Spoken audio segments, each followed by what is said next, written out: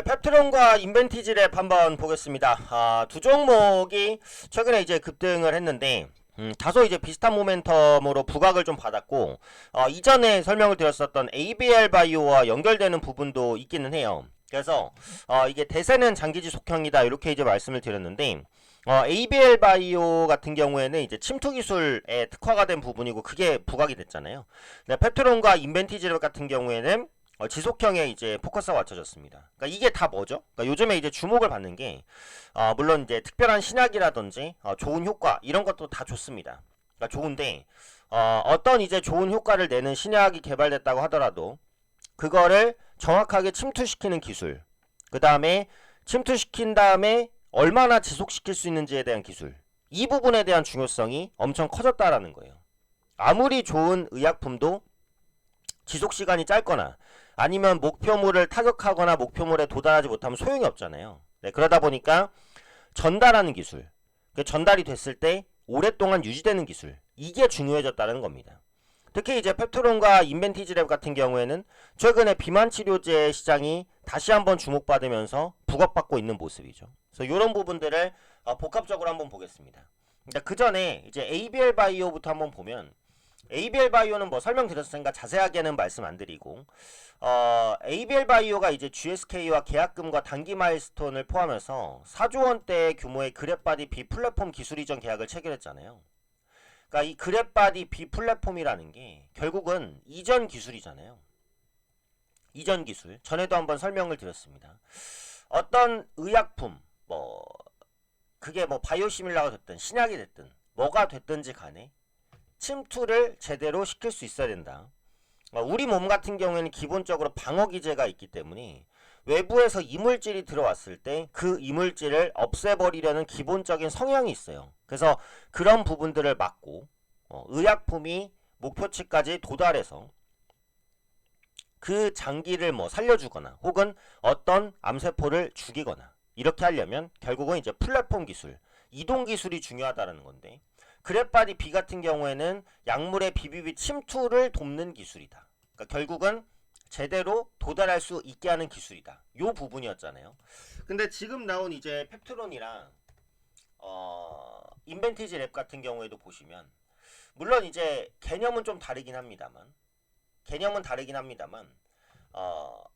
시간을 좀 늘리는 기술이라는 측면에서 어떻게 보면 침투 이후에 연장선에 있는 그런 기술이라고 보시면 될 것 같은데요. 일단 장기 지속형 주사제 기술을 보유한 기업의 주가가 급등하고 있다는 부분이죠.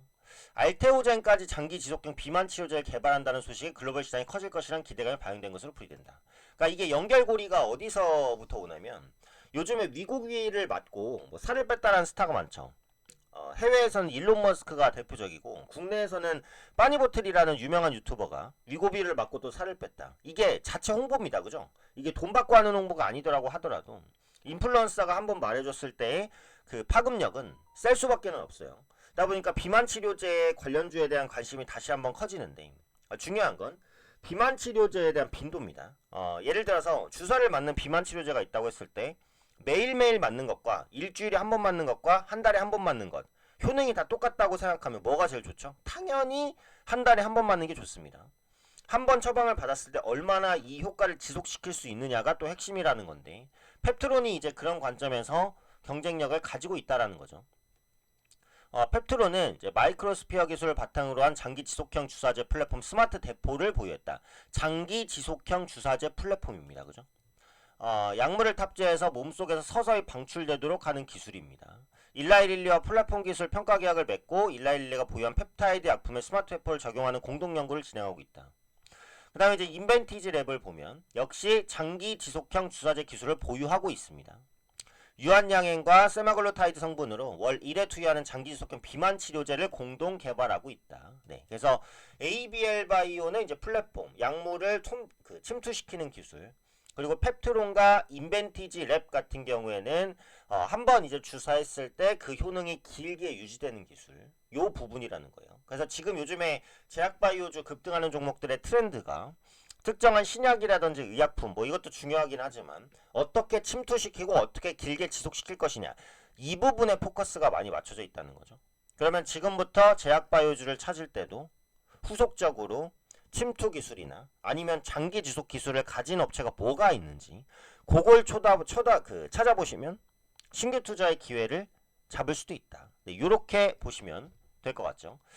자, 근데 이런 이제 기술력이 부각된 업체는 대부분 실적이 안 좋죠. 이게 3조 원이니까 절대 작은 시총이 아닌데 펩트론도 연속 적자죠. 매출은 나고 있는데 영업이익과 당기순이익 모두 다 적자입니다. 인벤티지 랩 같은 경우에도 마찬가지죠. 네, 인벤티지 랩 같은 경우에도 비슷합니다. 인벤티지 랩도 요즘에 장기 지속형 기술로 부각받고 있는데 요건 시총은 훨씬 더 작지만 적자가 나는 것은 이제 똑같다. 근데 제약바이오주는 이제 적자가 난다고 무조건 안 좋다 이런 개념으로 보는 건 아니죠. 다만 장기 투자하기에는 다른 업종이나 섹터보다 리스크는 있어요. 그래서 제약바이오주는 주식을 얼마 되지 않으신 분들이 하시기에는 조금 어렵다. 그래서 제약바이오주는 일단 트레이딩 관점에서 항상 접근하시는 게 좀 더 낫고, 실적이 나오는 대형 제약바이오주는 장기 투자를 할 수 있죠. 예를 들면 알테오젠이라든지 알테오젠이 이제 앞으로의 실적 기대감, 그다음에 유한양행이나 한미약품 이런 종목군들 일단 실적이 찍히는 기업인 건 맞기 때문에 이런 기업은 장기 투자할 수 있는데, 펩트론이나 인벤티지랩은 타이밍을 잘못 잡으면 변동성에 휘둘릴 수는 있다라는 거예요. 그래서 지금 관점에서 뭐 투자 관점으로 이 종목들을 말씀드리는 거 아니고 요즘에 올라가는 제약바이오주가 어떤 특성이 있는지를 말씀드리는 거예요. 그래서 앞으로 어떤 제약바이오주를 보시는 게 좀 더 유리한 전략일지 그 부분에 대해서 언급을 드리고 있는 겁니다. 차트를 보시면 다 이제 좀 부담스러운 위치니까 따라잡기는 어려워요. 펩트론도 이게 낮은 위치가 아니었는데 요 고가 부근에서 상한가를 갔어요. 그러니까 어마어마한 힘이 실렸다라고 보시면 될 것 같아요. 오늘은 약간의 이제 조정봉이 붙는 흐름이고, 인벤티지랩도 마찬가지입니다. 물론 이 종목은 바닥권에서 올라오긴 했지만 그래도 상한가에 주는 그 급등 이후에 이제 조정봉이기 때문에 신규 접근은 안 돼요. 아까도 말씀드린 대로 지금 이제 펩트론이나 인벤티지랩을 따라잡으라는 얘기가 아니고, 움직이는 것들이 ABL 바이오도 마찬가지지만 ABL 바이오는 침투 기술, 그 다음에 펩트론과 인벤티지랩은 장기 지속 기술이니까 어떻게 약물을 잘 전달하고 오랫동안 지속시킬 수 있을지에 대한 기술을 가진 후차적인 제약바이오주를 찾아보시면 투자의 힌트가 되겠다. 요 말씀을 드리는 거죠. 그리고 제약바이오주는 지금 계속 관심있게 볼 수 있는 게 이벤트가 또 예정돼 있잖아요. 글로벌 3대 아마케 AACR 2025 총출동 이렇게 돼 있습니다. AACR 미국 시카고에서 이달 25일에서 30일 개최되니까 지금부터 한 10일 정도 뒤면은 진행이 됩니다. 글로벌 3대 아마케고요. 전임상을 비롯한 초기 임상을 공유하고 학술과 상업적 가치를 검증하는 자리입니다.